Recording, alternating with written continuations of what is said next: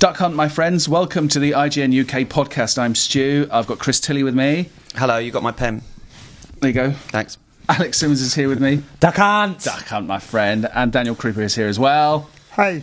So I think we're going to have a very busy podcast this week because it's the next week. Very few of us are going to be here. I'm on holiday. You're in E3. Los Angeles. Croops, you're over there as well. City of Angles. You're going to be here on your own doing a podcast. You and Rich. It'll be the best podcast ever if it's just me talking. Can we make the gag about how whenever you're in charge of the website, the figures go through the roof? Yeah. Should we do that? Next week's going to be huge. You've got a lot of content going up, haven't you? Yep, a lot. I'm going to be working really hard when you're not here. Good. Well, we're going to talk about E3 a bit later on in the podcast. We should do our traditional thing of just asking what everybody's been up to this week. Anything interesting? Chris, Yeah. you've done something interesting. I did something interesting last night. Did you? I went and saw Prince You at the Roundhouse. Did you buy tickets? Yeah, I bought tickets. Oh, okay. A friend of mine, I tried and had no success, but a friend of mine bought some and sold me one. It's very good. He played a full-on greatest hits set. Right. And it was amazing. Do you know what? I don't actually know that many Prince songs. That's what you think, and then you go and see him. You're Really? like, oh my god, it's another winner. Right. He kept saying, I got too many hits. I got too many hits. Is that how he speaks? Is that how he talks? A little bit. I can't believe he talks anything like that. That's amazing. When doves cry.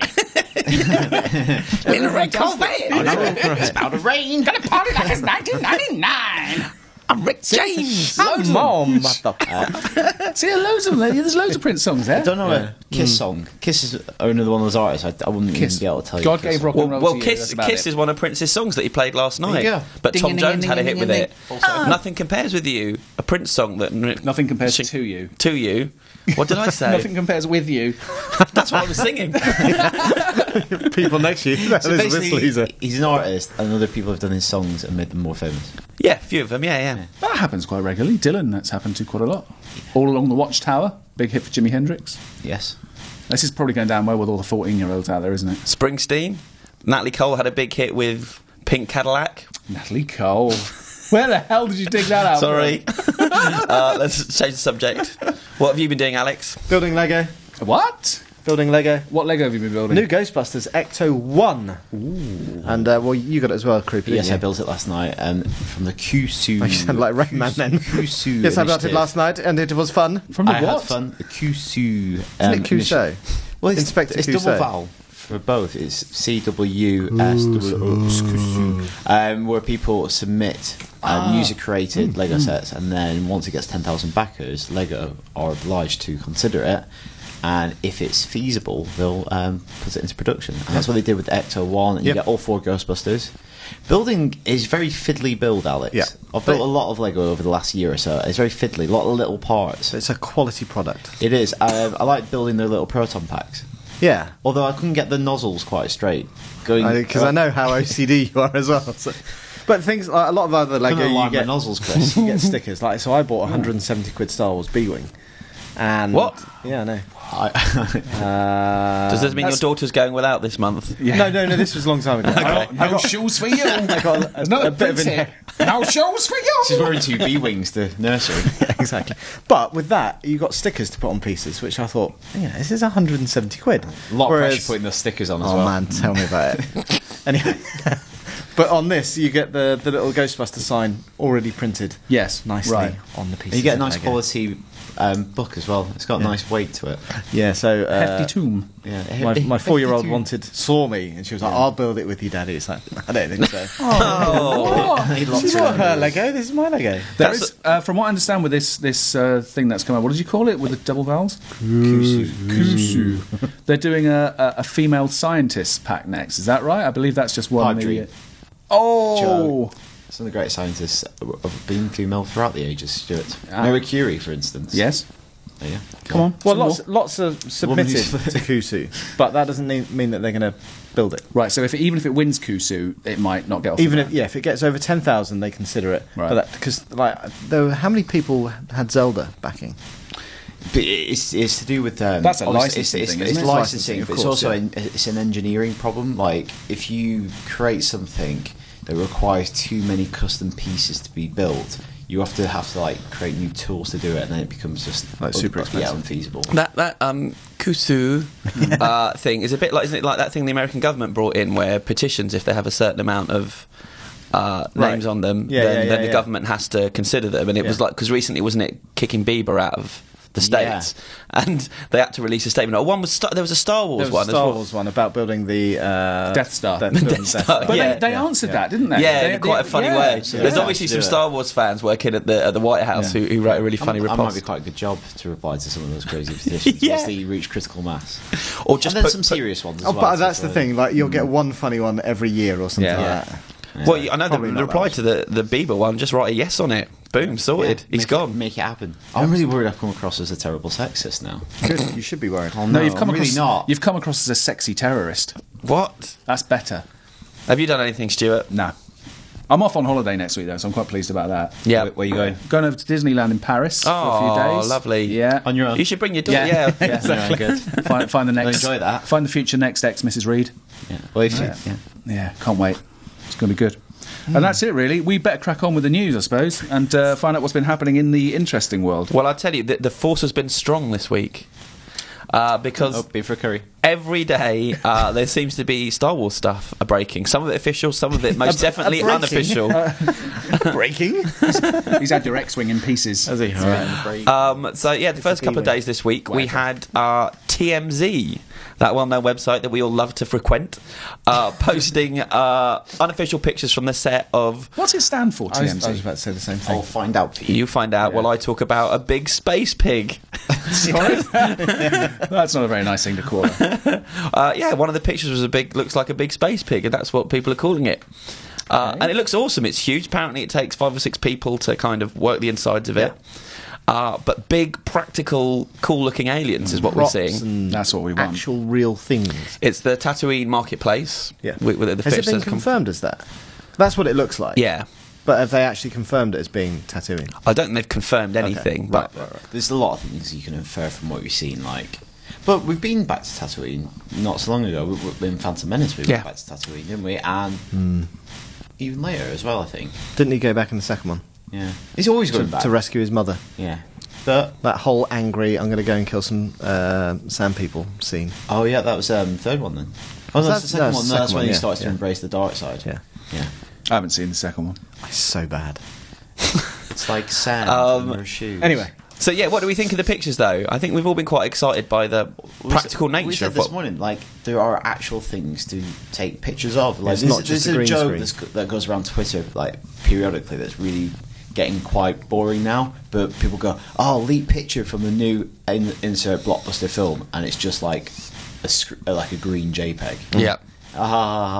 Because Waka waka. everything's digital.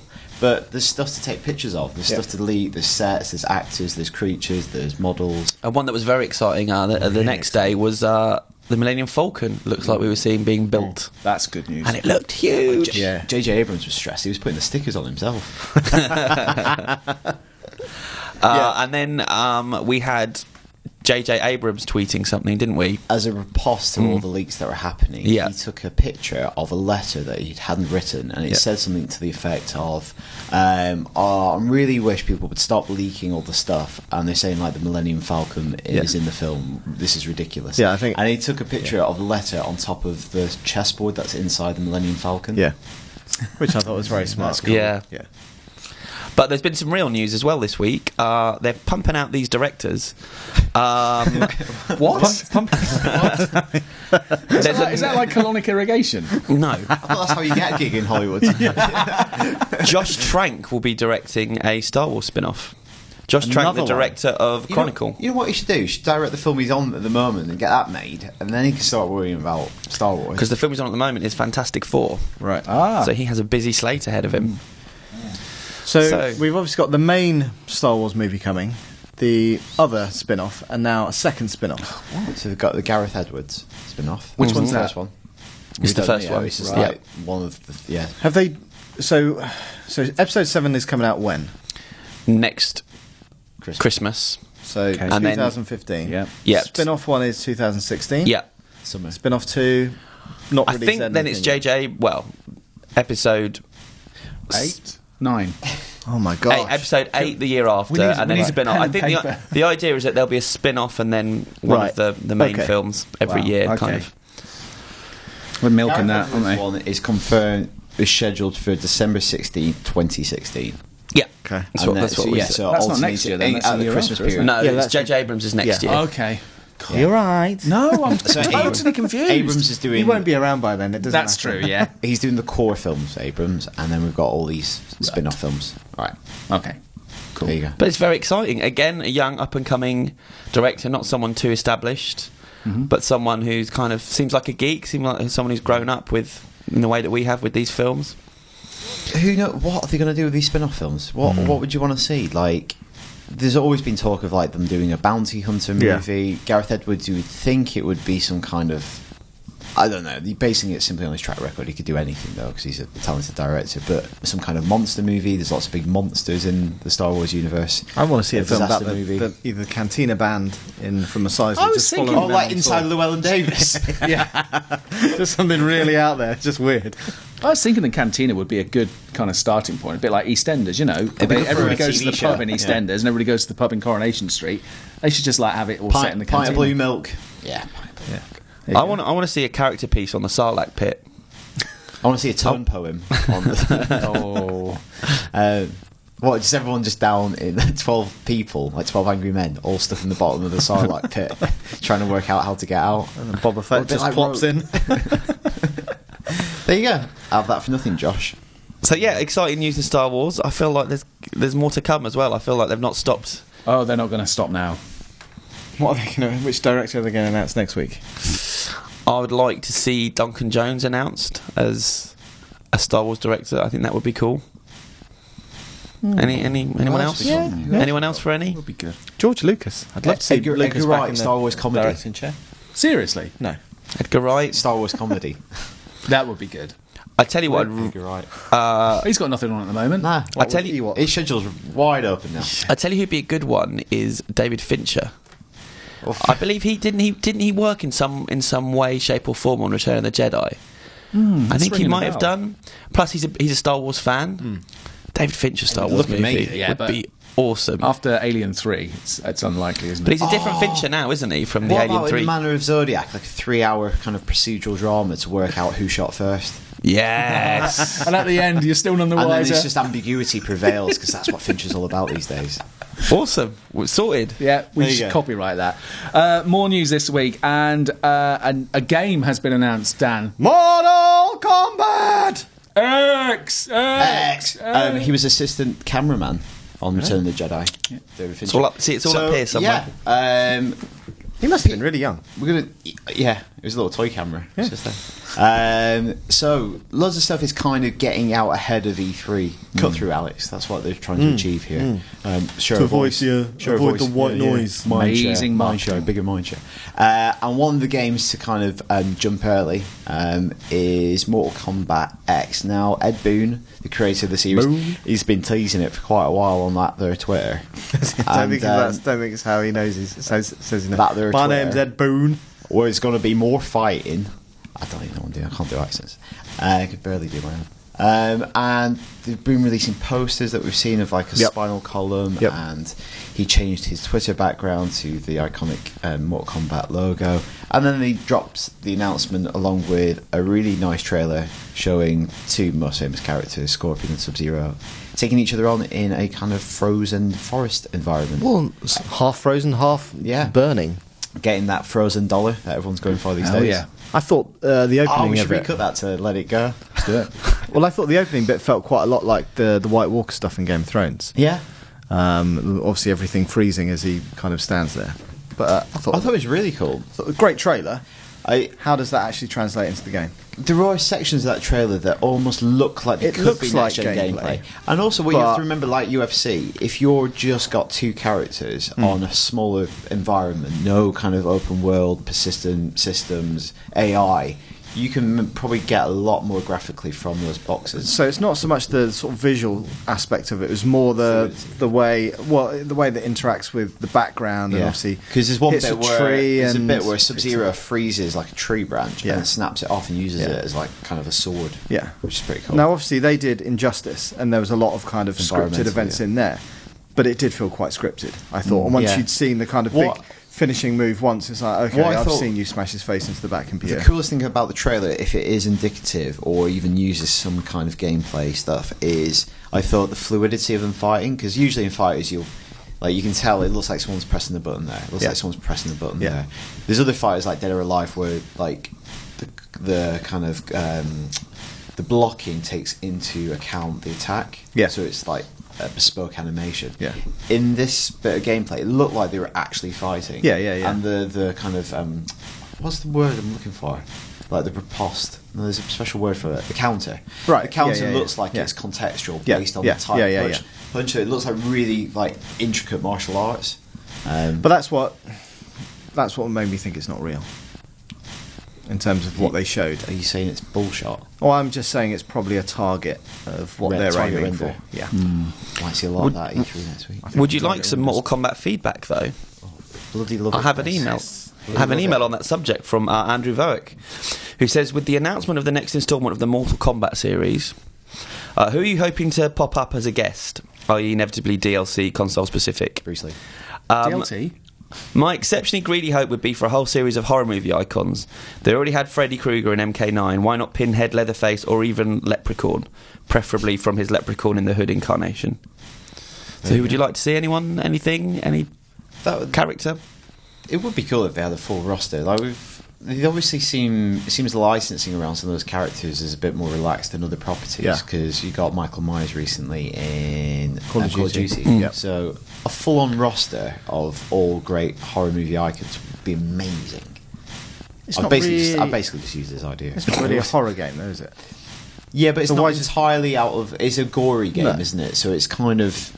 There are definitely characters who are horror influenced, like Reptile. And they wouldn't be out of keeping. What do you think, Alex? I'm trying to think. Well, I was going to say some of the Game of Thrones stuff after the fight. Khal Drogo would fit into... Yeah, he'd be better. That would be cool. Yeah. Conan. Khaleesi just like calls on her dragons. Looks quite fit. He also says, what's your favourite fatality? I used to be a big fan of babalities when I was little. What's that? It's when you turn your opponent into a little baby and they cry. Didn't last very long. Because I got really good at the game when I was little, and I used to do it to my cousin all the time. It's like turn him into a little baby. Like the ultimate humiliation. Like you could like rip their head off, but actually I was turning into a little baby and you'll cry and wet yourself. There you go. So I'm not actually much of a Mortal Kombat fan. More of a Street Fighter fan, so... Okay, well, Andrew's his is a tie between Shiva in MK9, rips off the opponent's arms, and then bitch slaps the unfortunate Fatali with their own appendages. She then finishes off by using the bloodied stumps to applaud her own victory. Is that how you finish off? Yeah, going to. And he likes... The classic one is Sub-Zero's spine rip. Yeah, exactly. Yeah, that's the first one. I mean, if we were going to broaden this and just watch your favourite death... just not mine. Anybody's not mine. Where are you going? I quite like Alan in Coronation Street when he gets run over by the tram. Yeah, would you like to call on a tram at the end of Mortal Kombat? That'd be good, wouldn't it? I'm going to go with an oldie but a goodie. Helen Daniels in Neighbours, when they didn't realise she'd had a stroke and died, and they were kind of talking to her still. It's weird. Yeah, that didn't go well. Any of the ones in Neighbours? Bouncer the dog. How did he die? I can't remember, but he definitely dies. Right. Because all dogs die. Brilliant. What about you? That's a good one. Any TV or movie deaths? I was going to say the death of this podcast very rapidly. So why don't we move on to the next subject, shall we? Shall we lighten the mood a little? Doctor Strange. Any Doctor Strange fans in the house? Brilliant. Sorcerer Supreme. You're on your own. Shall we move on? Yeah, Doctor Strange, the Marvel character. He's a sorcerer supreme. He is the most powerful magician in the universe, and they're going to make a movie based on the character, and they've announced the director this week, and it's Scott Derrickson. Who's he? Scott Derrickson is a horror film director, so it's an interesting direction for Marvel to take. He did Sinister, he did The Exorcism of Emily Rose. Oh yeah. He did a Hellraiser sequel, but that was his first movie. Right. We'll let him off that one. Sequels are supposed to be alright, actually, like the much later ones. I don't know which one he did. Yeah, I've given up on them after about 3. Like, not amazing, but not total dross. He's had one foray into blockbusters, which wasn't great. It was the Day the Earth Stood Still remake, which I wasn't a huge fan of. But Sinister's really good, and he knows how to scare people. So if they're going to go down a slightly darker route with this one, does he hide behind doors all the time? Also, the fact I like when you say magician, like I think you have to go social. Because with a magician, you just think he's going to do really lame tricks in the movie. Like, where'd the pennies come from? Yeah. I don't think they've actually officially announced it, but he tweeted a picture of himself holding up a comic saying, "My next project will be strange." Oh, right. Okay. Cat's out of the bag. So yeah, that's a really interesting one. And today there was a rumour of who they might be casting in the role. Jared Leto. Yeah. Oh, people! I'm surprised. I saw Dallas Buyers Club last week, and I thought it was going to do it just like that. Yeah. In dress. Exactly. Yeah. He's very good in that, isn't he? Very good. Yeah. Very powerful. Because who else was rumoured this week? Also, Ethan Hawke, because obviously he worked with director on Sinister. I find Ethan Hawke a bit dull. He's a bit dull, isn't he? He's great in Sinister. But yeah. Right. Tom Butler, who obviously died once he left this podcast, tweeted a suggestion, and the Red Viper from Game of Thrones. That would be good. He'd be cool. He's nothing to me. He's got nothing on at the moment. He got nothing else to do. Is that a spoiler? Yeah. Well, hopefully we might do a superhero show dedicated to some ideas tomorrow. Yeah. We'll have that up for the weekend. Yeah. Horror, because Guillermo del Toro was once upon a time associated with the project. Horror director. Neil Gaiman was associated with it for a brief amount of time. Horror kind of. Yeah, I mean, he's not an out-and-out horror character, but they're obviously going to make him a bit scary. Like curses and sort of things, the occult. Yeah, I guess it's the occult, definitely. Yeah, falls within the remit of a horror director. And his expertise. But that'd be cool because we keep talking about we'd like to see Marvel mix things up a bit, and it feels like they're going through the motions a little with the main heroes that they're using. So it's good to see someone a bit different. Footage. Oh God, no. So interesting news on the Strange front. There you go. Last piece of news this week is that Forza Horizon 2 was announced by, us. Could you sit further away from your microphone? Yes. Forza Horizon 2 was announced. Alex is in the next room. Forza, well done for saying it right as well. I know. It was only after spending an entire day with the developers that's I'm saying this wrong. No, I'm not sure how much of this we can actually mention at this point. Well, we can say that we've seen the game. Yep. We can say that it's coming out. Yes. We can say that it looks, from what we've seen, it looks pretty good. As long as we don't show it. So that's a good point. You spent your entire week blurring out the video of the game. So I'm not. What have you been up to this week, Stu? If you've seen the conversation piece on Forza Horizon 2, somebody's actually commented saying that's some of the worst compositing I've ever seen. Are your video editors on crack? That's because it's not compositing. Those guys aren't composited from a green screen. We actually had to blur out all the footage on the monitors behind them because of timing issues. Umbongos, yeah. Yes. Yeah. Umbongos? Yeah. What's an umbongo? It's like an embargo, but nicer. Tastier, sweeter. Yeah. A sweet embargo. So, the game is out later this year. So it's going to be out in fall or autumn. Autumn, yes. So it's going to come out pretty much the same time as Drive Club. So that'll be interesting to see what kind of. Yeah, possibly. Yeah. But I thought it looked very pretty indeed. It looks very pretty. I really like it. I've never really been into Forza Motorsport, but I really liked Forza Horizon. Yeah, so that's the thing. Like Motorsport is pitched really fun. Motorsport is pitched as a kind of hardcore racing game. This is still. It's the more accessible one, though. But it's a lot more accessible. And to give you an idea, you've got supercars that now go off-road a lot more. I'm not going to go into too much detail because we'll have a lot more stuff coming up. Over the next 3 or 4 weeks, in fact. Yes. But, it's the first kind of... Need for Speed is my level of racing game where you don't have to touch brake too much. And this is not quite as extreme as that, but still it looks like a whole lot of fun, and it's really, really pretty as well. It's incredibly pretty. We looked behind the scenes at some of the stuff they're doing graphically, and it's absolutely incredible. I think, without giving too much away, the lighting is what they've done with the lighting is amazing, and even how they render the sky is unlike anything that's been done before. So it's really, really interesting. Yeah, exciting. So more today, tomorrow, next week after. More next week. As part of IGN First. Yes. Bringing you new information on new games every month. First. Oh crap! I messed it up. That was not You very had Draper of one me. job. Yeah, that's all right. I'll sort that in post. Yeah. This is supposed to scope me out. Can you blur out that, because we shouldn't be sharing that. Okay, I think we should issue a spoiler alert at this point, because we're heading on to the first of 2 talking points this week, and it is about Game of Thrones, and in particular the Game of Thrones episode that aired on HBO and Sky Atlantic this week. The Viper and the Mountain. The Viper and the Mountain. Also the Pillar and the Stones. Yes. Yes. How did you get the stones above the pillar? That's a reference to There's Something About Mary. How did you get the beans above the Frank? He's got the beans above the Frank. No? Am I no idea what you're talking about. I know what you're talking about. Yeah? Yeah. Right, good. Chris, no? I'm just worried that... Mentally stepped am I ever out, going to watch Game of Thrones? I'm going to know everything that happens in it when I finally get around to watching it, aren't I? Well, if you've not started watching it at all, I've started a couple of times and given up both times. You're not going to get there. No. Fair enough. Go. All right, thank you. Well, of course, this week it was the big part of the episode. There were several big parts of this episode, but the biggest part, I guess, was the big fight scene at the end of the finale. episode. Yes. Yeah. I actually thought the fight scene was going to happen a lot earlier. As I was watching it, a lot happened in the episode. They kept the powder dry for it, and you get right up to the end. It's like there's not going to be enough time for this. Yeah. It's going to be the next episode. So I guess, well, the first thing is it's very brutal. Mm-hmm. Should we explain it for Chris, who Chris hasn't seen it? Don't do anything for me. Just do it for the listeners. Well, that's very selfish. If they've heard it. I don't. All right, explain it to me. Hopefully, people have seen it. Yeah. If you haven't, then please do not listen. Do not watch or listen to what this. happens? So there's a fight between this huge guy called the Mountain and this small, nimble chap called the Viper. Is that right? Yeah, the Red Viper, Prince Oberyn. That's it, Prince Oberyn. Obviously, everyone expects the Man Mountain to win. So this little dude dances around him, ends up pinning him on the floor with a big spear. I'm cutting it down. It's like very Darth quickly. Maul. He's like dancing around him. It's a really well choreographed fight. But basically, he's there. He's trying to get revenge on his sister who was raped and murdered by this guy.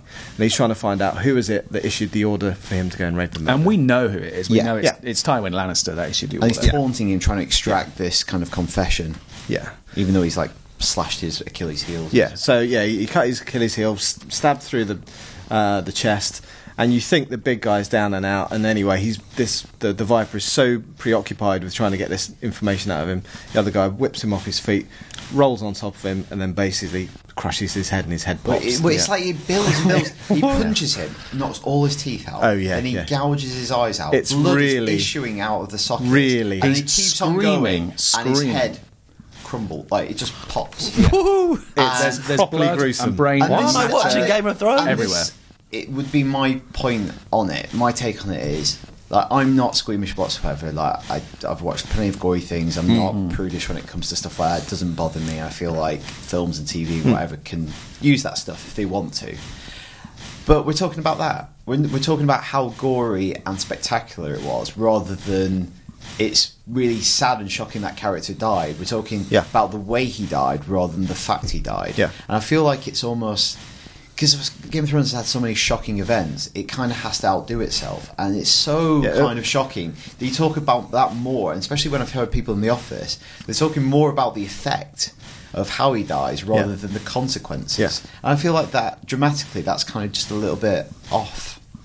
Yeah, 'cause- I don't know what you think. Like, Well, I was actually quite sad that he died because I really wanted him to win, and I have no idea if this is because I know the stories and the TV and the book are going slightly different directions now, so I don't know if this follows that. Well, I think it does, but I think in the books he's introduced a lot earlier. So he was only introduced in season 4 of Game of Thrones on the TV show, but in the book he's introduced, I think, as I say, a lot earlier on. So his character, you know him a lot. Attachment. Yeah, you get more of an attachment to him, and I think the manner of the death is probably not quite the same, but very similar.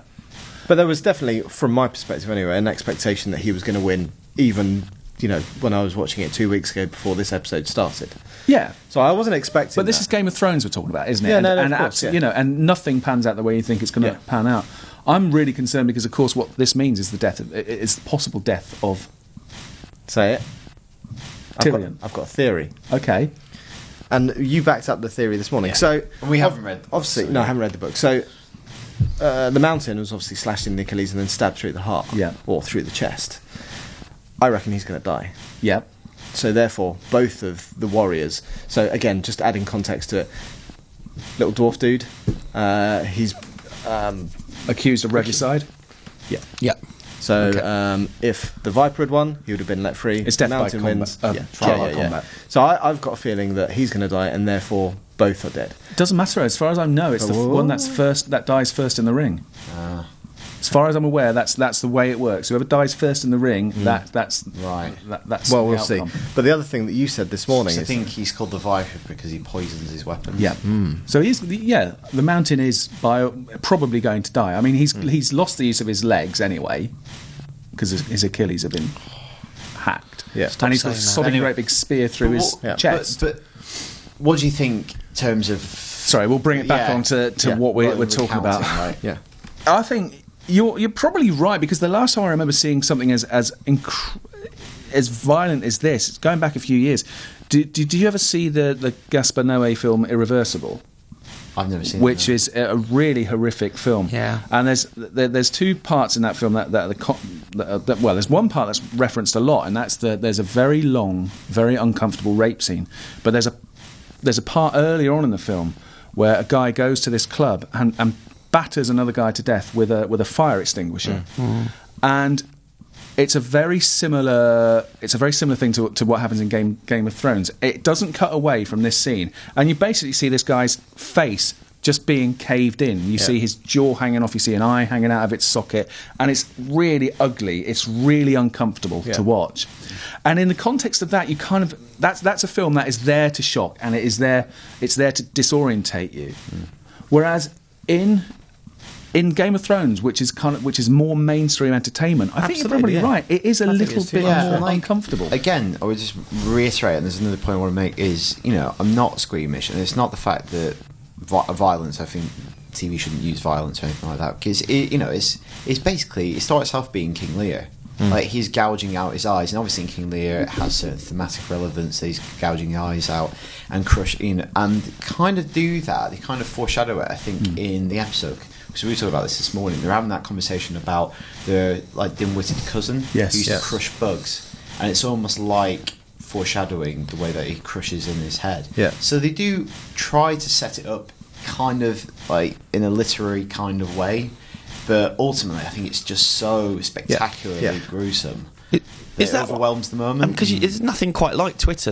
Straight after Game of Thrones has aired, it goes absolutely crazy, more than anything else. It's really hard to... Since I've been using Twitter. Because I only watched it yesterday, so 2 days after it aired, and it was really hard to try and avoid anything. I mean, I'm quite interested. The four of us here are horror people, watched horror films, aren't particularly squeamish. A lot of people... of my friends are like that, but equally, I've got a lot of friends who hate horror, who won't watch it, who are squeamish, who are all watching Game of Thrones. Right. So how's this affecting them? But the thing is, people who won't watch a horror film, and yet this sounds like it's much more hardcore than a lot of horror. Much more hardcore. Because I think in horror, like violence and gore and stuff like that is used kind of sometimes metaphorically or like as a symbol and stuff like that. Here it is just like this person has got killed in a really horrible way. Yeah. Like we've. Talking more about the final scene, there's an equally horrible bit earlier in the episode where the man is flayed. Yes. That is equally shocking in some ways. I need to watch this. And it just cuts to him, and his eyes are stabbed in, and he's got no skin on his torso. He's dripping. That is equally as shocking. Is it bad that this is making me want to watch it rather than the storyline you talk about? Because it's what everyone's talking about. It's event TV. It really is. Yeah. But are they going to have to keep topping themselves? This is the now? thing. Where do you go? Since the Red Wedding, it's escalation, isn't it? In the last season, which was violent, but more shocking than violent. Which is why the Red Wedding worked. Punch. Yes, that's why that worked so well.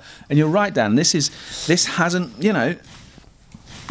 worked as well. Maybe it wasn't meant to work as well, though. Maybe that's not the reason behind it. They're going for. But I remember after the Red Wedding, just being numbed, dumbfounded. Yes, I had no words. Yes. Just like utterly horrified, harrowing experience. Whereas this is like, ugh. Exactly. It's a cheaper kind of reaction. Yes, and they didn't flinch away from it either. It was definitely they kept on it for a few seconds. Linger. There was a long shot of it as well. But a lot of it was almost like from the perspective of the Mountain as well. When he's like squeezing his head, it's like, oh my god, this is. But we've seen effects like that in video games, have we not? And we're not. too fussed about that? But you said about anything. I think that's more gruesome than anything in a that I can really think of. Yeah, because like God of War 3 has a lot of like sort of face battering and ripping stuff a head like off, but it's nowhere near as gruesome as that. She rips off her opponent's arms, bitch slaps the unfortunate fatally with their own appendages, finishes off by using the bloodied stumps to applaud their own victory. But if he'd have done that, that would have been funny in Game of Thrones. But it was like it wasn't funny. What about that? Like Mortal Kombat is like I know you do that for more of a gag, but like.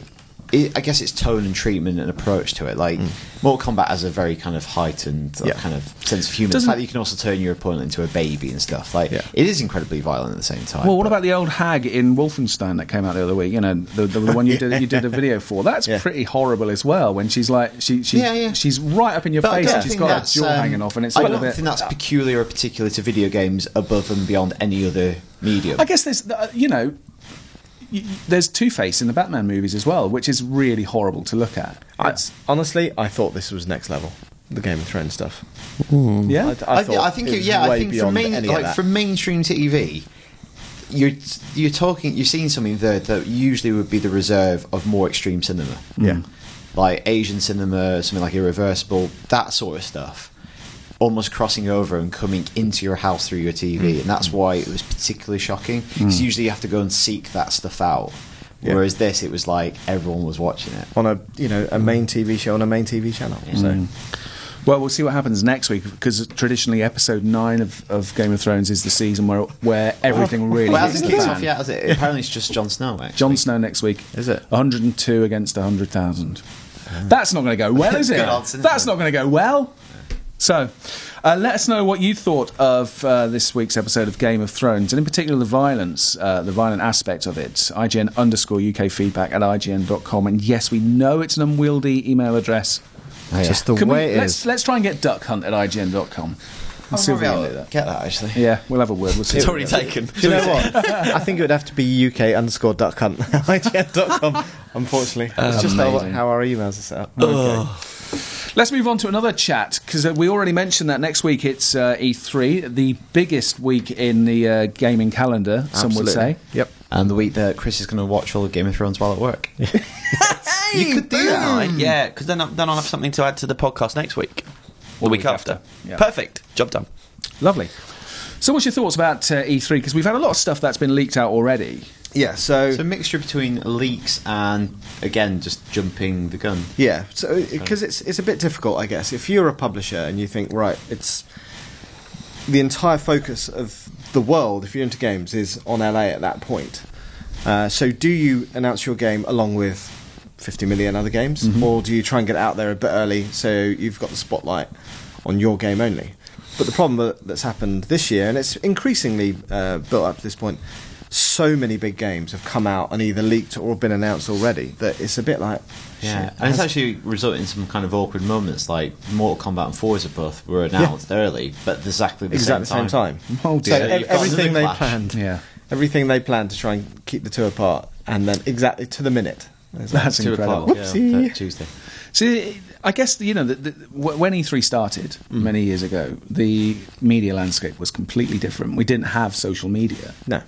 Which is, I guess, why everybody got together in one big building and everybody announced all their games, and journalists would go away and write up everything about them. But now that landscape is completely different, isn't it? Yeah, is something like E3 as necessary now? Well, I think I think for outside of our industry, it helps shine a light on some of the amazing stuff we do. So, the hardware announcements last year, some of the big games, outlets such as the BBC, for example, probably wouldn't give two hoots that, I don't know, Far Cry 4 has been announced. But they will be at E3, and they'll be talking about video games and what a thriving industry is. So it's good for that. I think Monday as a conference day is quite interesting as well, like having a platform for those big developers, almost kind of setting out an agenda, knowing what they're about for the next year, trying to convey what the future's going to look like, even whether they keep or betray those promises. Getting them, and it's kind of like the Apple keynote or any kind of keynote in any industry where you kind of set out your stall for the year ahead. I think always interesting. The thing that's different this year, more than any other year, though, is that normally you have those kind of hell yeah moments where it's, one other thing, let's announce this game. So many games have been announced already, is like, what is left? Like Ubisoft traditionally announced a brand new franchise, but The Division is, well, God knows when that's coming out. Rainbow Six Patriots, they announced that, showed footage of that 3 years ago. Still nothing on that. If they announce another game that's coming out in 3-4 years, it's like, well, what's happening? Yeah. Well, Assassin's Creed will come out every year until there's going to be a so. mixture. Like, there's the games we already know about. I was almost going into that Donald Rumsfeld. You were, weren't you? There are known unknowns. There are known knowns, known unknowns, and unknown unknowns. And then there's Batman Lego 3. Wow. So there's games that have got ahead that we know. We've got official wording on. We've got pack shots. We've got trailers. There's games that have been leaked, but we still don't have firm details on them. So like Project Beast, for instance, Halo 5 Guardians, we've been announced. But Project Beast, we've seen footage, but we don't have hard details looks of what pretty it actually real, is. Yeah, so I think it's authentic, but we don't know what it really is yet. And then there are still unknown knowns, like Battlefield. Not Battlefield, Battlefront. Star Wars game. Star Wars Battlefront, yeah. And then there still will be a few surprises. So I'm really looking forward to seeing some Star Wars Battlefront stuff. Yeah. Because I don't really know that much about it, apart from it's being developed by DICE, and ex-Uncharted lady is working on it, I believe. Is that right? Yeah. Amy Hennig. But I've also heard she's working on a different Star Wars game, actually, the Visceral one. Okay. Right. So I've also heard that Sony has got a new announcement. Okay. Which will be exciting. Crash Bandicoot. Yeah. Nobody wants Crash Bandicoot. No. Some people do, but then you'll give it to them and they actually won't. No. Alright, we're making this instead of next Uncharted. So, some things that, I'm sure that we'll see Uncharted there. I'm sure that we'll see, we know that Far Cry 4 is coming. I'm sure we'll still see footage so there's of it. There's still lots to be excited about, is that what you're saying? But it lacks the Kazam moment, which is like, this game is coming. And it's like BioShock on the Vita. What? Do you remember that? No. Ken Levine announced that like 2 years ago. Still nothing. Right. Wow. Yeah. But that's, part of the charm of being at E3 is being in a room full of loud Americans and watching them lose their shit over something that I couldn't give too much Going to IGN head office, Alex. Apologies to all our American friends who are listening to the podcast presently. No, because Nintendo, it's a fact of life, and most Americans that I've met will happily admit that they get overexcited. If you happily admit that, let us know. They really happily admit it. They admit it with a woo. USA! USA! Now, Nintendo don't bother going to E3, do they? Not anymore now. Do we know why that is? No, they are there. They just don't have a press conference. Right, and why is that then? Because they want to be more in control of what they're doing? They beam direct into budget reasons. It's not that. I'm joking. It's because they do Nintendo Direct now. Yeah. So rather than talking to a room full of overexcited Americans who whoop and holler at the slightest little thing, they beam direct into people's homes to people who whoop and holler at the slightest little thing. Circumvent the media. Right. Yeah. Okay. Alternatively, they haven't got many games coming out that are exciting. That's not true. Zelda, the new Zelda, will hopefully be very exciting. Well, we don't really know any of the Nintendo announcements. So that's at least someone, at least one publisher can keep a secret. Yeah. And that's the difference. So they'll announce stuff at the Nintendo Direct, which I think is penciled in for the Tuesday morning. Tuesday morning, yeah. And then the show opens at midday, and then you can go onto the stand and play the games. So, which is, a nice way of doing it. Alex, if you wanted to watch all of these press conferences and see all the new games, where could you do such a thing? I didn't think you could. GameSpot. Who? What? Amazing. ign.com. Yes. Is that ign.com/E3? We're basically live streaming. I think it is, yeah. We're basically live streaming for the entire week, so you can watch all the press conferences, pre and post analysis, demoing all the new games. It's going to be crazy. Will we see you guys on camera? Yes. Oh, what are you doing on camera? Well, I'm looking at everything that EA is releasing. So hopefully Star Wars Battlefront, Battlefield Hardlines, blah, blah, blah. FIFA. And then, yeah, of course, yes. you and Leah. Yeah, me and Leah are going to talk some, serious FIFA shit, man. It's going to be sweet. Pre-World Cup. So I'm doing EA stuff, you're doing all 2K stuff, so hopefully we'll see more Evolve. Yep. But yeah, loads of stuff. It's going to be a brilliant week. Yeah. And will you be doing a podcast while you're there? Time permitting. That's the idea. So we're going to hook up with our Aussie pals. Cool. And try and do Basically, are you going to do a that. podcast? Going to try and get Tristan to do the podcast for us. Yeah. Tristan, if you're listening, thanks very much. Brilliant. Let's move on. Reader feedback this week. Dan, you've got the first piece. Have I? Yes, it says number 3 on top, but it's actually the first piece. This is from Vincent. Duck Hunt. Duck Hunt! I was listening to your feedback discussion from last week about the Xbox One without Kinect and how useless it's been, save for a few voice-controlled gimmicks. It got me thinking, How would the Wii have fared if new motion controls were only used on the home menu, but there were no games at launch truly that utilised motion controls and made it so it was easier to just use a plain controller? This is why Wii Sports and the Wii were successful, because there were games that actually used the control method. They gave us new methods of controlling games. This is the problem with Kinect, I think. I love mine, but there's no games that really show it off. Do you agree, Alex? Yes. Moving on. Wasn't it like Kinectimals and Kinect Sports and all that, though? Well, yeah, but it's not last time, and then obviously Kinect Sports Rivals recently came out, but it's not a big enough reason to invest in the hardware. I don't think. To cite Vince's point, Wii Sports, that was the epiphany moment. You've talked about that many times on the podcast, where it just like completely made sense. It's the one time when a new console made sense.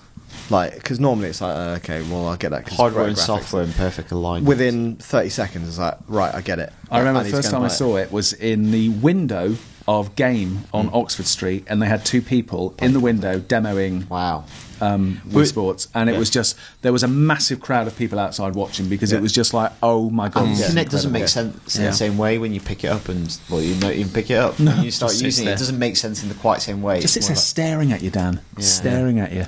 I've got an email from Riss Lord who says, last week you guys for an example of a game that's better with Kinect, Dance Central. That is true. Well, it's not a game without Kinect, basically. It's just a soundtrack. Yes, it's just a CD. I like that. Just listen to Lady Gaga. Yeah, unless you had a mat. Would you rather your dance games had the old-fashioned, arrows on a mat that you plugged in and had on the floor, or the camera?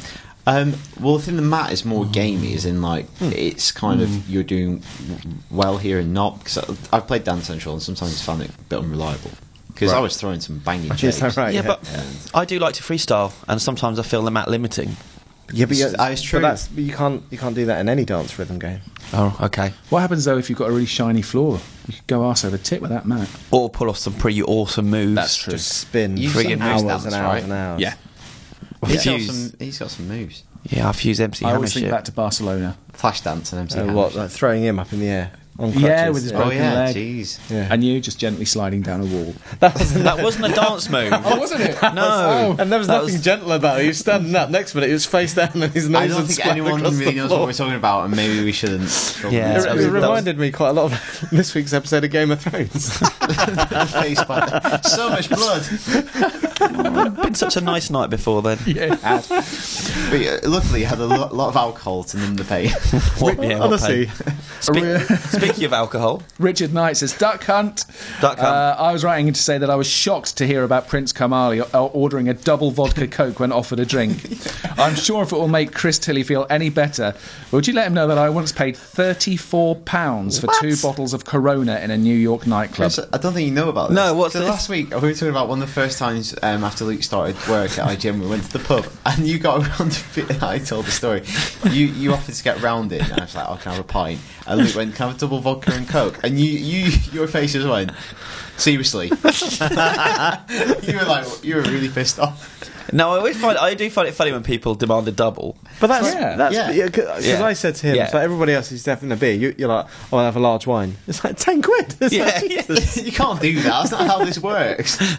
Yeah, have something of equal value. Yeah. The Office was out a while ago when someone. Do you remember this? Someone ordered. I'm not going to say who, but I'm pretty sure they don't listen to the podcast. Someone got around it, and this person ordered a jug of Pimm's. What do you want? Just a jug of Pimm's. And stayed for like an hour and a half, drank the jug of Pimm's, and then went. But that's really clever, because if you get a jug of Pimm's, you don't have to go up and get around anything. No, you can't. You've got so much to drink. 4. Right, that's it. Would you like a drink? Yeah, can I get a bottle of scotch, please? But no, that's it. I only order beers in jugs now. Just a pitcher. Just enough to keep me going from now until I leave. 2 bottles of wine? Thanks. No, I'm not happy, because I don't want our listeners to be having to pay all that money for their drinks. So I'm sad for you, Rich. £34 is insane. 2 Coronas. It's not even good beer. I hope he means the beer and not the old fizzy lemonade you used to get in the 70s. That's quite like. Do you remember Corona? Yeah. Used to get cherry aid. That was nice. Back then. Aye. And they were in glass bottles, and you used to get a deposit back on glass bottles and all. Oh, save money. My Corona. Oh, nice. I wondered what you were doing a minute ago. Just going. See, you've got the knack. See what I did there? You've got the knack. That was the name of the band that did my Was show. it? Yeah, The Knack. I thought they began with an S. What? Why? Don't know. I got an email from Ryan Johnson. He says, Duck Hunt. Duck Hunt. Please. Let me speak about Watch Dogs. Before its release, I was as much a part of the hype train as everyone else. Now it's out, though, I can't help but feel disappointed. I feel as though the map lacks any truly unique areas such as the GTA Airport or the Saints Row Marina. The hacking doesn't feel very open to experimentation. Press Q to blow up this bad guy. The karma system seems to be almost half-arsed, in that it has no real impact on the game, unlike infamous karmic systems. Whilst I'm not saying that Watch Dogs is bad, I don't think it lives up to the hype. Do you guys agree? Yes. Have you played it anymore? I've probably played about 10 hours. I'm finding it a bit of a slog, to be honest. Right. Can't live up to the hype because the hype was just insanely high. Was that the first next-gen game we saw? Well, I'm writing something about this at the moment, probably go on site this weekend, and we saw it at 2012. Yeah. And that was, I think, one of the reasons it generated so much hype, because that was the E3 where we all thought next gen was going to show. We expected it to be there. Yeah. And no consoles were announced, but they showed this new game that quite clearly was a next gen game. Yeah. So it was our first glimpse of next gen at a conference when it failed to turn up. Yeah. And it's not revolutionary. It's very similar to a lot of games we've already played, and it's not that exciting. I find certain sections enjoyable to play, but it's just a bit bland, I think. Yeah. I borrowed an Xbox One from work, and I've given it a spin, and I'm not that. It's also just like overwhelmingly big as well. Like, but a lot of the things you can do, I don't find that interesting to do in it. Like, I'm not going to go to a point in the map just to have a little race. Do you not find it also visually too noisy? I think it looks visually just quite flat. Right. I said this on last week's podcast, I think. So it just doesn't feel like a particularly vibrant world. I don't enjoy just hanging out in the world like I do in the real world. You don't want to explore like a replication of a real world location. You want to have something that's a bit more. Well, it's a game. Vibrant, it should be fun. Yeah. Okay. Anyway, email from Drew Kennedy or Kennedy, not sure. Duck Hunt, please. Duck Hunt. I'm an American. Alex is so annoyed that he wasn't around for the birth of Duck Hunt. No, I think I was. Were you? I was in that. Why aren't you happy that our listeners are happy? Because we've done 234 episodes of this podcast without a catchphrase, and this one is stuck, and that upsets me. You don't want us to turn into because I came up with it. Because it's my I'm just upset catchphrase. Because you come up with all the best catchphrases in the entire world. True. I brought Duck Hunt back, just like I brought banter back. Yeah, Bants. He's an American who likes whooping and hollering and high-fiving. He also likes watching football. I would have to say I know more than most over here because across the pond, since the minority. Oh, he's in the minority. When it comes to, oh God. He likes football. Not many Americans do. It's Trade Al Time Bar all over again. These lights, isn't it? Which one of you look forward to playing FIFA every year? Daniel, because he reviews it every year. Yay! I might not review it this year. Breaking that to you now. Am I? I enjoy playing FIFA against other people more than just FIFA for the sake of it. I play with my housemates all the time because it's the only game they really play. Yeah. And playing against other people, it's unpredictable and fun, like the real life sport, Alex. Yes. But speaking of real life sport, which team do you support? Blackburn Rovers. That's the team I used to go to as a kid. I had a season ticket for about 12 years when I was younger. Why did you answer that as if you thought it was like a question? Blackburn Rovers? Just because they've. Why don't you say Blackburn Rovers? They might not know them. That's probably why. Well, he knows more about football than most people in the US. Lowly Blackburn Rovers. Just because they're having a bit of a torrid time at the moment over the last couple of years. Speaking of torrid times in there, Chris is probably the biggest resident football fan at IGN, I would say. Yeah, probably. I support Crystal Palace. It's come up a few times on the podcast.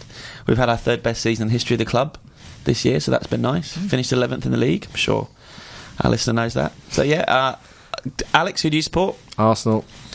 And why do you support Arsenal? Because I'm a glory hunter. Amazing. The glory's coming back. And you won a trophy. I always love finishing fourth. It's amazing. No, won a trophy.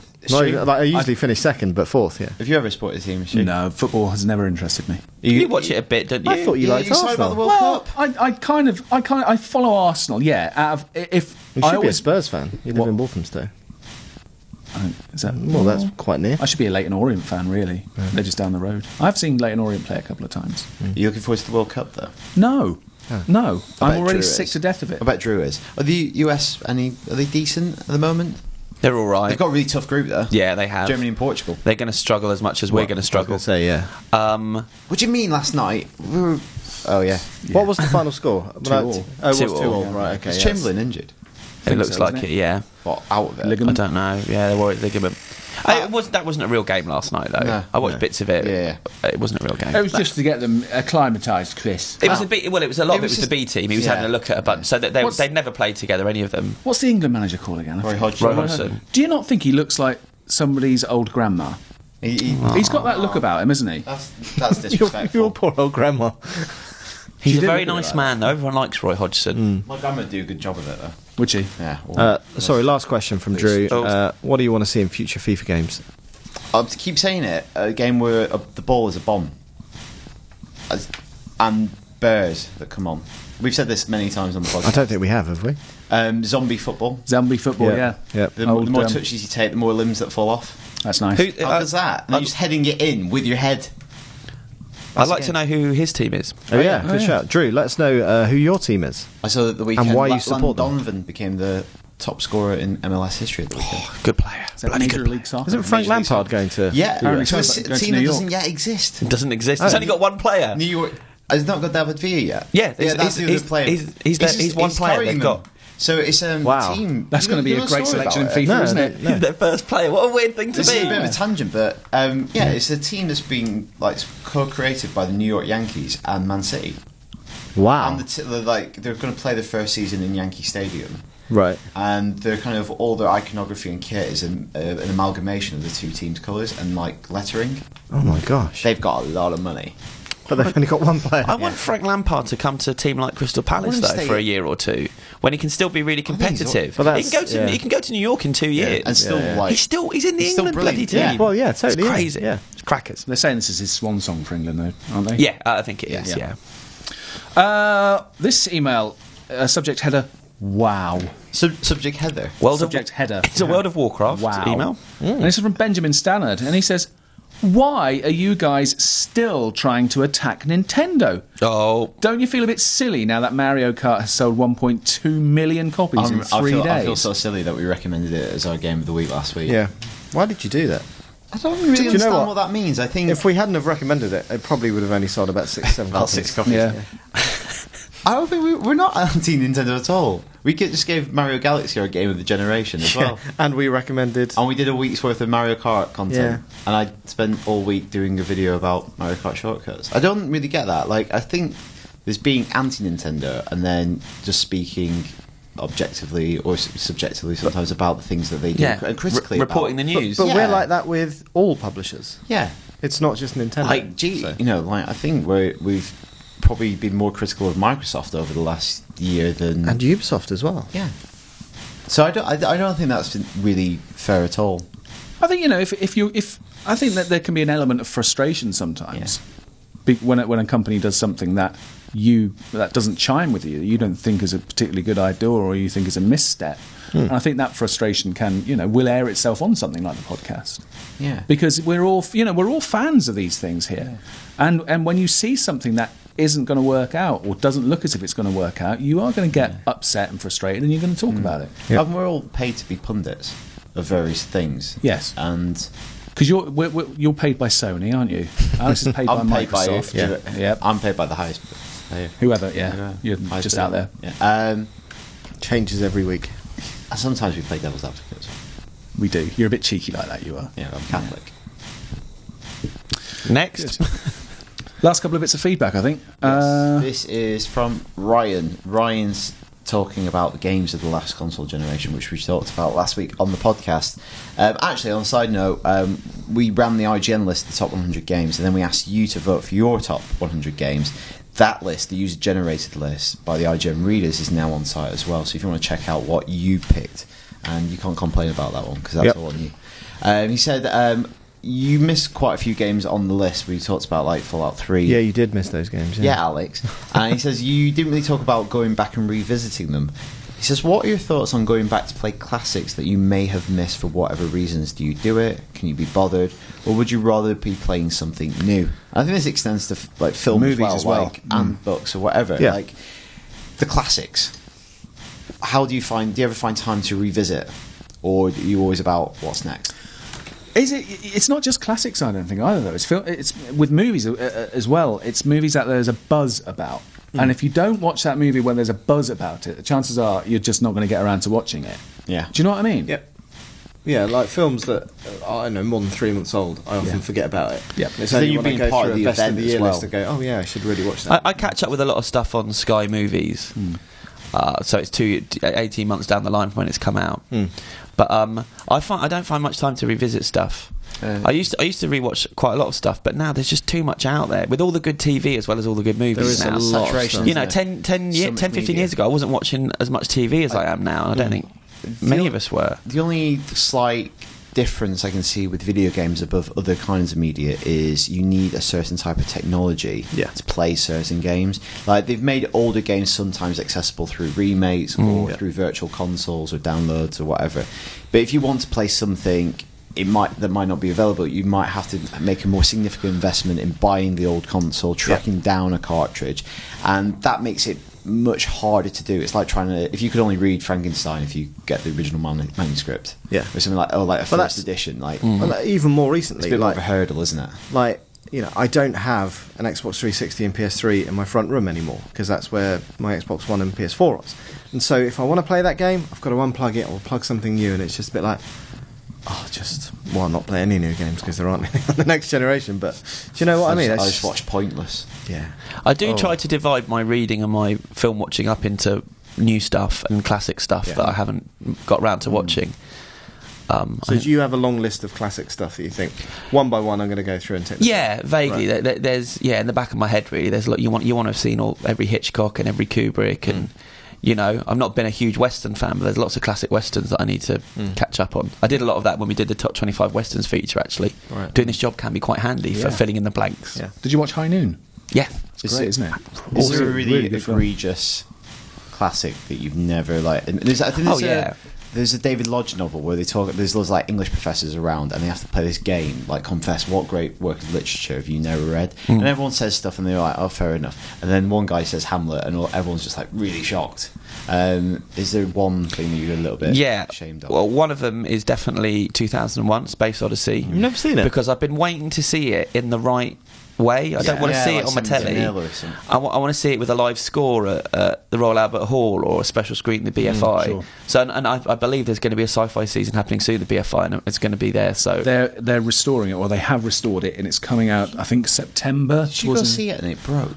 Yes, I actually went because Michelle has never seen 2001, and it's one of my favourite films. I absolutely adore that film. So earlier this year, we went to the BFI on the South Bank to watch it because I'd seen it a few years previously, and they ran an amazing 70mm print with incredible sound quality, and it looked stunning. And we got there and we sat down, and I was really excited, and it was the most battered, scratched, beat up, splice heavy 35mm print you've ever seen. So and it was almost we sat there and we watched it, and then about halfway through the first half, film broke. But were you just like wincing watching it? Really? Yeah, I was, because it's like this is one of the most incredible audio-visual spectaculars ever, and to see it in that kind of lessened state was, I kind of thought, we may as well have just watched it at home. At least on a Blu-ray, you know, it would have looked better. Yeah. But I think, you've got to see it on a big screen. It's like, you know, we mentioned Gravity a lot. If Alex, you watched Gravity at home in 2D on your telly, and I think you were probably underwhelmed by it. Yeah, I can see that it was beautiful special effects, but just it's almost part of the ride watch it again. In a way. It's the sound. The sound is amazing. Yeah. So There's loads I need to catch up on. So I've got an email also about Games of the Generation from Brenda Big Tits. Hey! Remember Brenda Big Tits? Yeah. That's a long time ago. That's what it's Tom, wasn't it? Oh, Chris not impressed. Well, that's how he signed his name. Yeah. Just Brenda BT. Well, that's his name. Copyrighted. For me, his game of the generation was Portal 2. Usually trading games when I finished to help pay for new ones, but couldn't bring himself to do that with Portal. Anyway, linking back to your Easter egg conversation from a few episodes back, he found an Easter egg in the co-op DLC of Portal 2. There's a door that opens a crack in Course 6 Stage 5. I hate those cracks. I know it well. If you shot a portal through the crack, I'm always doing that. To get into the room, you will find a robot arm in a glass case giving the thumbs up, a la Terminator 2, on the desk. He thought it was a cool little touch and felt rewarded for going off the beaten track. I didn't know that. That's cool. No, I didn't know. Whereabouts did Portal 2 come in Games of Generation? 2. It was 2, wasn't it? Yeah. Good. That is probably the one game that I would suggest. That is the one game that I did like. To a non-gamer. Right. If you don't like video games, play this video game.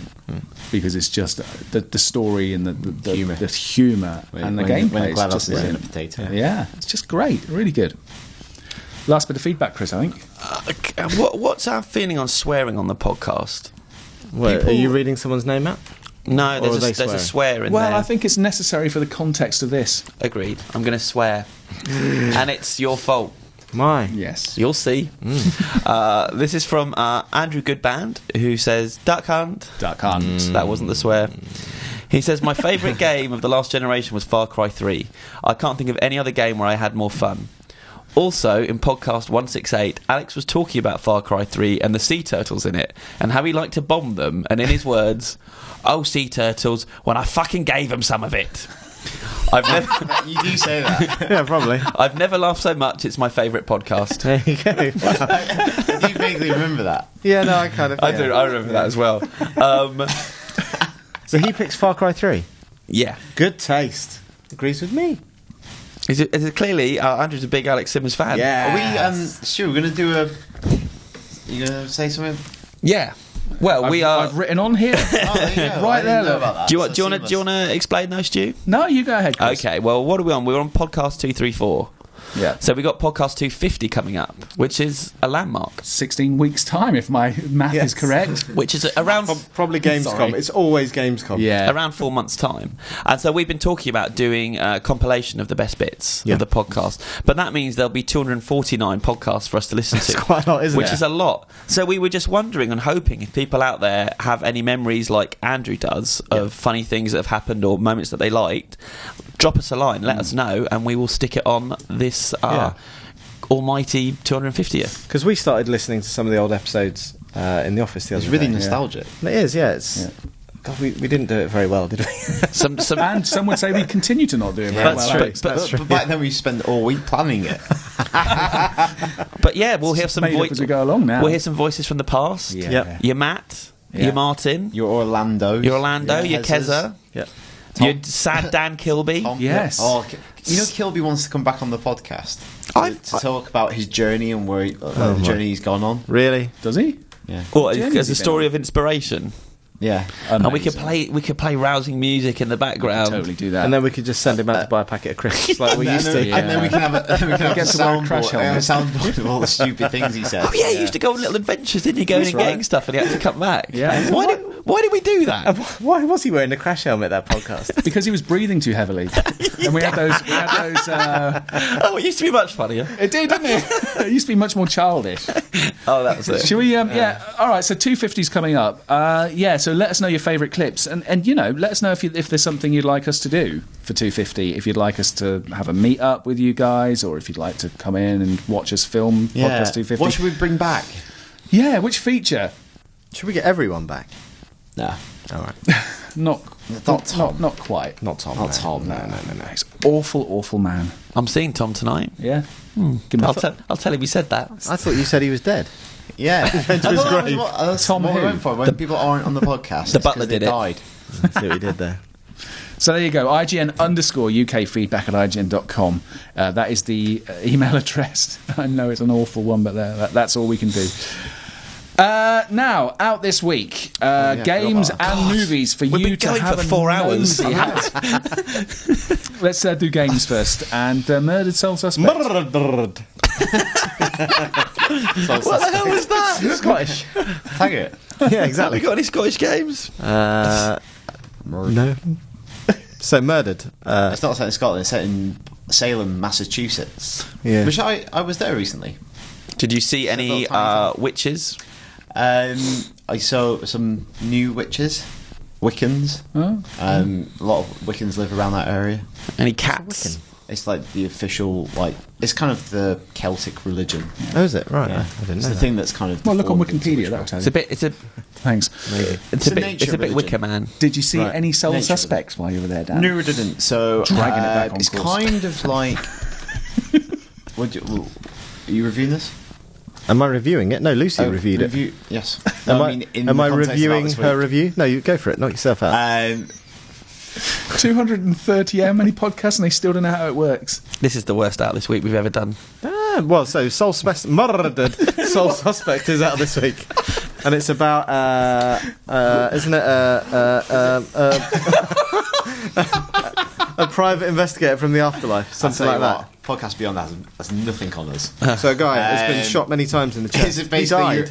you're a detective at the beginning of the game. You die and you solve your own murder from beyond the grave. Sounds That's interesting. sounds good. Cool Yeah. setup. But- sounds like a cool setup, but it's actually a bit dull to play. And also, it doesn't make You the just- most of your ghostly powers. No, you just go around collecting clues that are just on the floor and it's pretty lame. So it's a game that's a little bit dead on arrival. Doesn't make the most of the ghost. Oh So he's not the ghost with the most. no. Who was the ghost with the most? Who was that? I don't know. Who was Beetlejuice? What was He it? was the ghost with the most. Yeah. It was Beetlejuice. Yeah, yeah. You should know that. Well, that's what I wanted to say, but I didn't want to go too early. But he's also a bioexorcist. I know that. All right, fair enough. And then Tamagotchi Life. Yes. Which just came out in Japan ages ago. A lot of furore about the fact that you can't have same-sex marriage in the game, but it's like a cute little Sims for your me's, essentially. It's supposed to be a bit bonkers, isn't it? It is. It's really like very, very Japanese and eccentric. And I don't think the kind of the argument should overshadow what is a very weird and interesting, cute little game. Like you can do loads Nintendo are of great at doing that crazy kind of stuff in stuff. it. See, There's we not love much game Nintendo. to it. Yeah, we do. Have you been playing it a lot then? Yes, and my girlfriend's been playing it a lot, and loads of weird stuff happens, like weird, honestly, just like batshit stuff. Okay. I swore it. All right. What about movies? There are a lot of films out this week. Yeah. So I will bash through them. What should we talk about first? Cheap Thrills. We talked about that a lot You on the love podcast. that movie. It's a really cool film. Yeah, it's like a kind of like Twilight Zone kind of episode, or it's a very dark black comedy about a couple of down and out. Dark black. As opposed to just being a grey black comedy. Shades of black. It's a jet black comedy. Okay, nice. See, about a couple of guys who end up taking on a series of challenges for money that escalate, and it turns really nasty. Do you ever worry that the term black comedy is used just because a film isn't that funny and it's meant to be funny? I use it when I find that I'm in the cinema and I'm the only one laughing. So it may just be something wrong So with me. basically, it backs up your humour. Something really horrible's happening and I'm finding this really amusing, but no one else you'd seems to love be. Game of Thrones, mate. You'd love Game of Thrones. It's a fucking black comedy. The Dirties, which is a black comedy. The Dirties was a very interesting movie. A very young guy made it. He wrote and directed. He's only about 19, I think. I think he's Canadian. And it's a comedy about a high school massacre. Oh wow, that is a dark black Well, comedy. you go in thinking this sounds disgusting, and it's actually really clever. It's one of the smartest kind of investigations of why these things happen and what's wrong in society that we're allowing it to happen. And it starts off funny, but then it obviously isn't funny towards the end of the film. So that one's worth checking out. The Sacrament, which is the new horror film from Ty West. A Ty West fan, Stu? You like some, you don't like others, I seem to remember. That's right. I can't remember what he's done. House of the Devil. Innkeepers. Oh, I liked Innkeepers, yeah. I liked House of the Devil, actually. I think. Slow-burning horror films he makes. Yeah. Well, don't tell him that because he gets bloody annoyed and you have an argument with him in the pub in Soho, which is what I did. Does everybody do that? Yeah, everybody. No, You came away, oi mate, you make slow burning horror films. Oh, now I'm going to have to fly all the way back to Soho and have an argument with you. But it's genuinely everyone has said it at one time or other who's reviewed his films, I think, and I just happen to be the person who bore the brunt of his anger. But I stand by that statement. But this one isn't. Oh, it's a bit of a slow burner. But this one, There you go. this one is loosely based on the Jonestown Massacre. Right. Oh, You know, the don't drink the Kool-Aid. Yeah. And it's very, very. right. He's going to stop you there. I know. We've done it. Go on. We've Go done on. it many times. Go on. But maybe not on the podcast. But it's not been debunked, but common misconception. In reality, it wasn't Kool-Aid, it was a rival brand called Flavour Aid that was used. There you go. And I will drink my have a drink from my pomegranate hibiscus. It's very good though. It's very dark. Honestly. God. He should make a horror film called Slow Burner. Oh yeah, imagine. I think he's launched a production company called Slow Burning Films or something. Well, he's bringing it on himself. Yeah, exactly. Yeah. So that was worth seeing, but it's very disturbing. There's a film called I Declare War, which is quite an unusual film, a bit Lord of the Flies. It's about a bunch of walls. No. Oh, come on, guys, we're nearly there. About a group of kids playing Capture the Flag, but it's really kind of a metaphor for real life war. They take hostages and nasty things happen, and it's not quite as clever as it thinks it is, but it's an interesting approach. Child actors, all child actors. A film about war, starring sort of 8-year-olds in a forest in the States. Fruitvale Station. There's a lot of films. Very good films. Very good things about. Fruitvale Station. I haven't seen Fruitvale, but we gave it a very good review on the site. It was critically acclaimed in the States. It's based on a true story. A guy called Oscar Grant, who on January the 1st, 2009 or 2002, I'm not sure off the top of my head, he was shot by police, and he didn't have a weapon, and I think the police officer's defence was he thought he was using his taser to shoot him, but he used his gun. And a lot of people caught the footage on their cameras and phones and things, and it went online, and it caused big debate and big controversy. And the film was basically the last day of his life, isn't it? It's a day in the life of this guy who was very popular. Everyone liked him in his community. He's played by Michael B. Jordan, who we just posted an interview with. He's playing the Human Torch in the New Fantastic Four. Really good up-and-coming actor. Cool. We have Grace of Monaco, which I haven't seen either. It's screened in Cannes, and apparently it's the funniest film of the year, unintentionally so. Right. With Nicole Kidman playing Grace of Monaco, and lots of very good English actors doing very bad French accents in it. Apparently it is absolutely lousy. So almost worth seeing just to laugh at rather than with. Yeah. But then you don't want to pay money to see that, do you? Wait for it to come on the telly. And the big film of the week is 22 Jump Street, which I've seen and reviewed on the site. I gave it a 7 out of 10. If you like the first one, you'll like this one. Yeah. I like the first one. I like this one. It's okay. Unfortunately, it's the same story and the same jokes. Right. But there's even like a line in it that says "just do what you did last time," isn't there, or something like that? There are about 20 lines like that. Oh, really? And they're all quite funny, but after a while, it's like, yeah, I get it, and it's funny that you're acknowledging this, but something new now. It was always going to be difficult because the last one was such a sleeper hit, wasn't it? It took everybody by surprise. And it was very fresh, wasn't it? Yeah. Very, very unexpected. So I would say check out Cheap Thrills if I'm going to recommend one film, but 22 Jump Street you can't go wrong with as well. Okay. And what game are you recommending, guys? Probably Tomodachi Life, I think. Yeah, or Among the Sleep, which came out actually late last week. Just reviewed that, where it's a first-person horror adventure where you play as a two-year-old child looking for your mum who's gone missing in the middle of the night. What? So it's a laugh. It's a black comedy. It does sound quite fun. Jet black. Yeah, thanks. All right, great. Thank you for joining us, everybody. Don't forget, next week there might be something from E3. Hopefully, we have probably a few things on the site. Yes. Or would you just like to listen to me chatting for an hour? Wait, why don't you live stream solidly for the whole week, just from your desk? What's the name of the Irish comedian who sat down? Huh? The Irish comedian who used to sit down to do Dave Allen. That, but Tilly. Yeah, I'll have a whiskey and a cigarette, even though I don't smoke. Just hack the top of one of your fingers off. Oh, dark. Yeah. And on that bombshell, we'll see you next week. Bye, everybody. Bye.